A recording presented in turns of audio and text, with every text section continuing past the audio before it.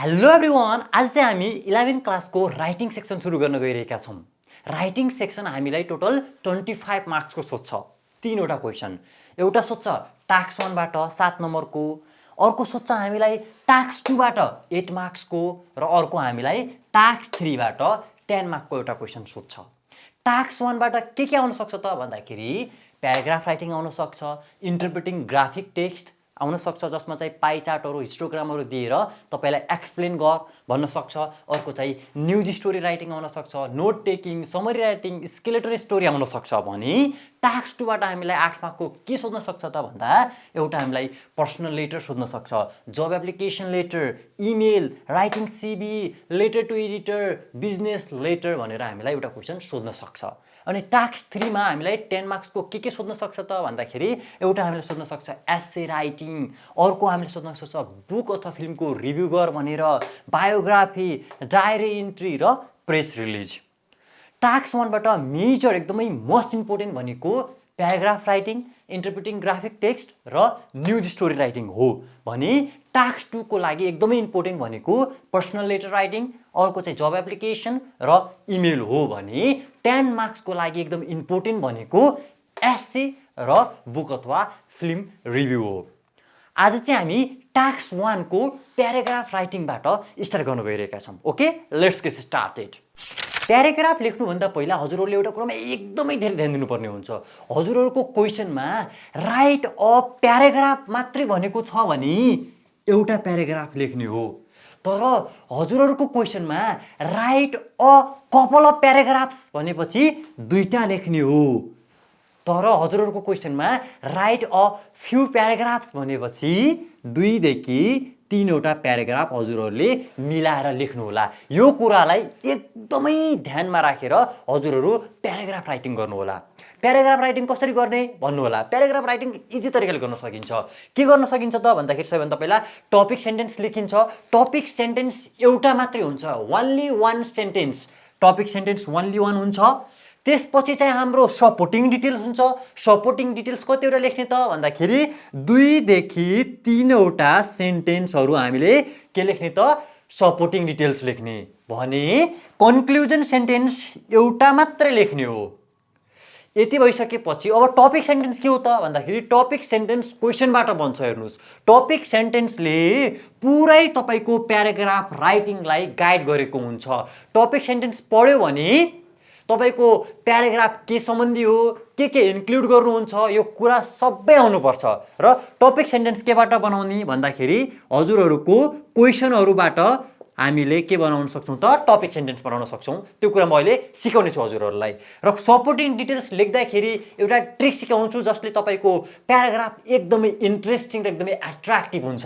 जसमा के गर्ने त भन्दाखेरि फर्स्ट सेन्टेन्स लेख्दाखेरि के गर्ने, वान अफ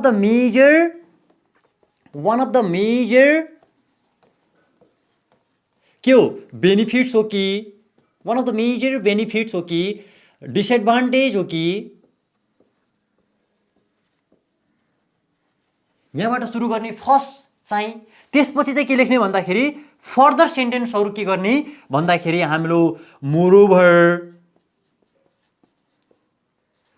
एडिसनल्ली, अनि हामी लाइकवाइज, फर्दरमोर हो। यो कुराले हामीले सेन्टेन्सहरु स्टार्ट गर्यौं भने हजुरहरूको प्याराग्राफ राइटिङ एकदमै इन्ट्रेस्टिङ, एकदमै एट्र्याक्टिभ देखिन्छ। सबैभन्दा पहिले one of the major benefit अथवा डिसएडभान्टेज अथवा के कुरा हो त्योबाट सुरु गर्ने। फर्स्ट सेन्टेन्स चाहिँ सपोर्टिङ डिटेल्सको, त्यसपछि चाहिँ मोरओभर लगाइदिने। हजुरहरू जे लेख्न लाग्नु भएको छ त्यसको अगाडि मोरओभर लगाइदिने। त्यसपछि एडिसनली लगाइदिने हजुरहरूको सेन्टेन्सको फर्स्टमा। त्यसपछि लाइकवाइज लगाएर लेख्ने। त्यसपछि फर्दर मोर लगाएर हजुरहरूको सेन्टेन्स स्टार्ट गर्ने। यो चाहिँ फर्स्टमा लेख्नुपर्छ। हरेक सेन्टेन्सको फर्स्टमा एड गरेर हजुरहरूको सेन्टेन्स स्टार्ट गर्नुभयो भने सपोर्टिङ डिटेल एकदमै इन्ट्रेस्टिङ हुन्छ। त्यसपछि कन्क्लुजन सेन्टेन्स कसरी लेख्ने भन्दाखेरि कन्क्लुजन सेन्टेन्स लेख्दाखेरि हजुरहरूले के लेख्न सक्नुहुन्छ त भन्दाखेरि सिम्पली कि त इन कन्क्लुजन लेख्न सक्नुभयो। होइन, इन कन्क्लुजन लेख्दैन म भनेपछि इन अ नटसेल लेख्नु पर्यो। होइन इन नट स्टिल पनि लेख्दैन भनेपछि सो लेख्नु पर्यो, होइन सो पनि लेख्दैन भनेपछि हजुरहरू देयरफोरबाट सुरु गर्न सक्नुहुन्छ। कन्क्लुजन लेख्दाखेरि के लेख्ने त भन्दाखेरि इन अ कन्क्लुजन त्यसपछि sentence, in a nutshell त्यसपछि सेन्टेन्स, सो त्यसपछि सेन्टेन्स, देयरफोर त्यसपछि सेन्टेन्स, दस त्यसपछि सेन्टेन्स लेख्ने। यति कुरा थाहा भइसकेपछि अब हामी एउटा डेमो गरेर नै हेरौँ, इक्जाम्पल नै हेरौँ। जस्तै मानौँ एउटा इक्जाम्पल लगौँ, एउटा क्वेसन लगौँ कि अनलाइन एजुकेसनकै बारेमा लगौँ न। हामी अहिले अनलाइनमा पढेर आएका छौँ, त्यही भएर अनलाइन एजुकेसनको इम्पोर्टेन्सको बारेमा एउटा क्वेसन आयो अरे। मानौँ राइट, क्वेसन के आयो त हामीलाई भन्दाखेरि write a paragraph on the importance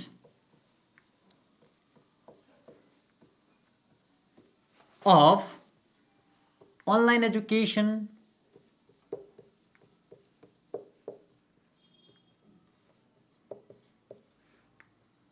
online एजुकेसनको इम्पोर्टेन्स लेख भनेर आयो। के भन्यो त अ प्याराग्राफ मात्रै भनेको छ, त्यसको मतलब यसमा हामीले एउटा प्याराग्राफ मात्रै बनाउने हो। दुईटा प्याराग्राफ बनायो भने हाम्रो प्याराग्राफ राइटिङ बिग्रिन्छ, त्यही भएर अ प्याराग्राफ भनेपछि एउटा प्याराग्राफ मात्रै बनाउने। हाम्रो क्वेसनमा के सोधेको छ त भने write a paragraph on the importance of online education भनेको छ। हामीले के लेख्नुपर्ने छ भन्दाखेरि हामीले अनलाइन एजुकेसनको इम्पोर्टेन्स, यसको महत्त्व, यसको फाइदा लेख्नुपर्ने छ।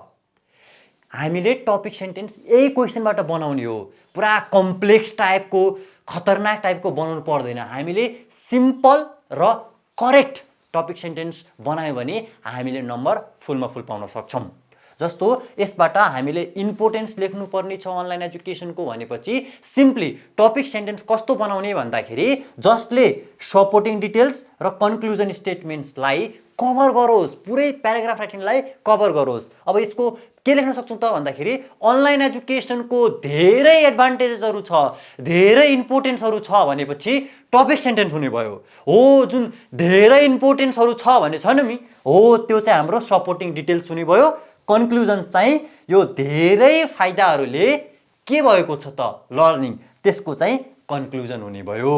जस्तै अब टपिक सेन्टेन्स के हुने भयो त भन्दाखेरि simply online education has numerous advantages in modern era। हाम्रो टपिक सेन्टेन्स सिम्पली के हुने भयो त भन्दाखेरि अनलाइन एजुकेसन ह्याज न्युमेरस भनेको एकदमै धेरै, एडभान्टेजेस भनेको importance in the modern era. Modern एरामा अनलाइन एजुकेसनको धेरै एडभान्टेजेसहरू हुन्छन् भनेपछि टपिक सेन्टेन्स हुने भयो। किन यसले त पुरै कभर गर्ने भयो। एडभान्टेजेस के हुन्छन् धेरै भन्ने कुराहरू हामी यहाँ लेख्छौँ। अब सपोर्टिङ डिटेल्स के हुने भयो त भन्दाखेरि जुन हामीले यो न्युमेरस एडभान्टेजेसहरू छन् अनलाइन एजुकेसनको भनेका छौँ नि हो, त्यही न्युमेरस एडभान्टेजेस, धेरै एडभान्टेजेस मध्ये दुई तीनवटा एडभान्टेजेस यहाँ लेखिदियो भने त्यही नै सपोर्टिङ डिटेल्स हो। मानौँ तपाईँले लेख्नुभयो एउटा के त इम्पोर्टेन्स भनेपछि इट सेभ्स टाइम। अनलाइन एजुकेसनले के गर्छ त भन्दाखेरि टाइम सेभ गर्न मद्दत गर्छ। कसरी भन्दाखेरि students can learn whenever they want to learn।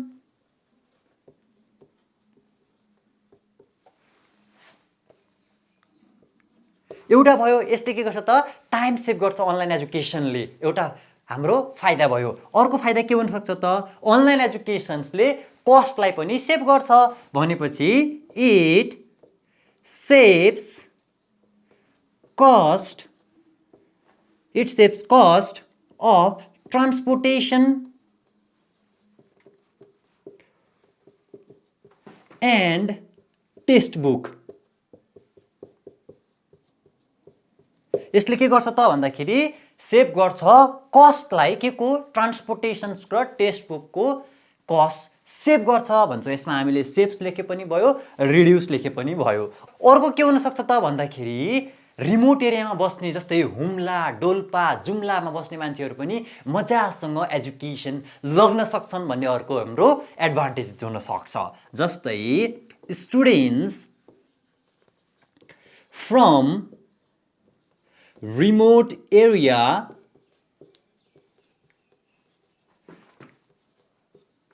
can also learn easily। यो हाम्रो सपोर्टिङ डिटेल्स हो। यसमा थोरै इक्जाम्पल लेखिदिने, जस्तै स्टुडेन्ट फ्रम हुम्ला जुम्ला डोल्पा भनेर लेखिदिने, ट्रान्सपोर्टेसन्स र टेक्स्ट बुक कसरी सेभ गर्छ भन्ने एउटा सेन्टेन्स लेखिदिने, इट सेभ्स टाइम्स कसरी त भन्दाखेरि हामीले कतै पनि जानु पर्दैन घरमै बसेर सिक्न सक्छौँ भनेर लेखिदियो भने हाम्रो सपोर्टिङ डिटेल्स भइहाल्यो। सपोर्टिङ डिटेल्स भनेको टपिक सेन्टेन्समा जे कुरा लेखेको छौ त्यसलाई सपोर्ट गर्छ भने त्यसलाई नै सपोर्टिङ डिटेल्स भन्छ। अब कन्क्लुजनमा के लेख्ने भन्दाखेरि यो न्युमेरस एडभान्टेजेसहरूले जस्तै टाइम कस्ट रिमोट एरियामा एक्सेसिबिलिटीको कारणले हाम्रो लर्निङ र लाइफमा के भएको छ ओभरअल रूपमा कन्क्लुड गरिदिने एउटा मात्रै सेन्टेन्समा। जस्तै अब हामी के लेख्न सक्छौँ त भन्दाखेरि इट हैज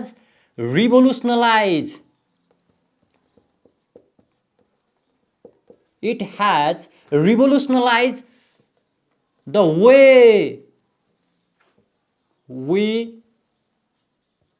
learn भन्दैपछि हाम्रो कन्क्लुजन सेन्टेन्स पनि भयो के त यसले रिभोल्युसनलाइज भनेको के हो त भन्दाखेरि क्रान्ति ल्याएको छ, एकदमै सडन अथवा सिग्निफिकेन्ट चेन्जेसहरू ल्याएको छ।